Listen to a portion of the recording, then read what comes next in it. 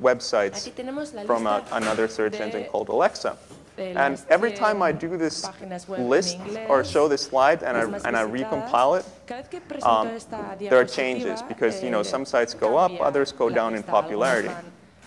But there is a kind of overarching trend that I've watched happen over the last 2 to 3 years in this top 100 list, which I think is interesting and tells of this change.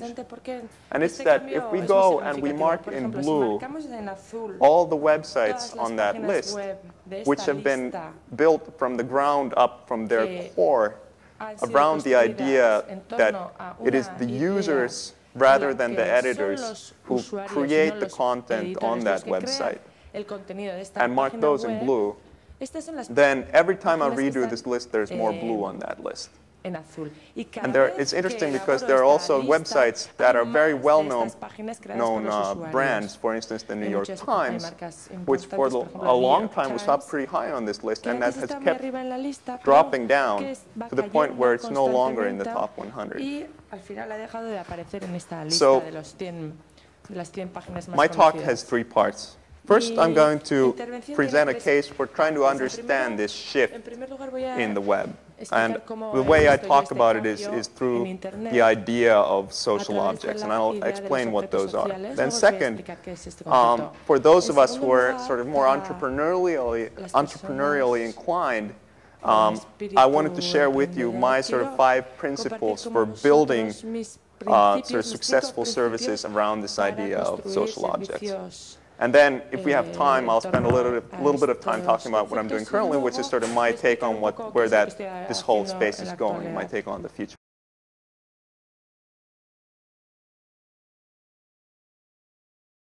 Ken says, hello, these are our supervisors. And hello, these are our shareholders. And hello, this is our management team. And hello, this is our chair.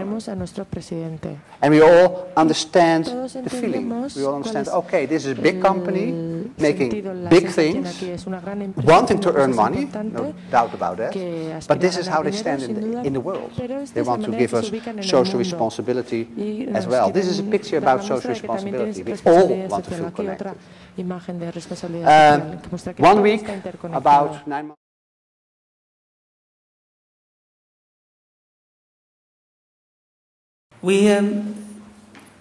Some years ago, there was this huge trend about corporate social responsibility in Sweden, and Denmark and Norway. All of the big companies had a focus on how to be socially responsible. But it turned out, not saying that people as such, they actually like to be, how shall I put it? Most people like to save the world. Most people like to do good. But sometimes they end up in situations and circumstances where it really doesn't function that way. It becomes more marketing effort. And what we have seen now is that there are some new companies that are approaching that doesn't work so much for corporate social responsibility. They call it corporate social innovation. I would call it corporate social opportunities. Pero yo lo pondría de otra manera, oportunidades sociales.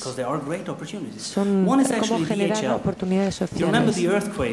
¿Os acordáis del terremoto en Pakistán hace un par de años?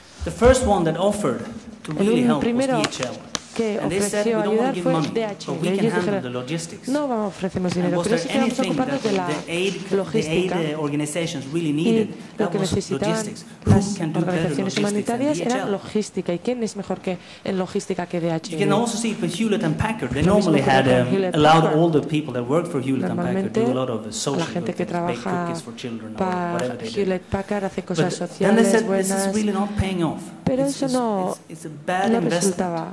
Highly paid consultants paying cookies and doing other stuff. What would be in our interest and in their interest, and maybe also in the world's interest? Rentable para nosotros y también para las personas a las que ayudamos. Y eso es algo que ellos consideran innovación social y es lo mismo que se consideraba antes responsabilidad social. En Estados Unidos hay millones de personas que no saben cómo funcionan los ordenadores. Y podemos, entonces se planteó, bueno, vamos a dejar a nuestros empleados que enseñen de manera gratuita a la gente a utilizar ordenadores. Seguro que es bueno para Hewlett Packard y es bueno para el mundo también.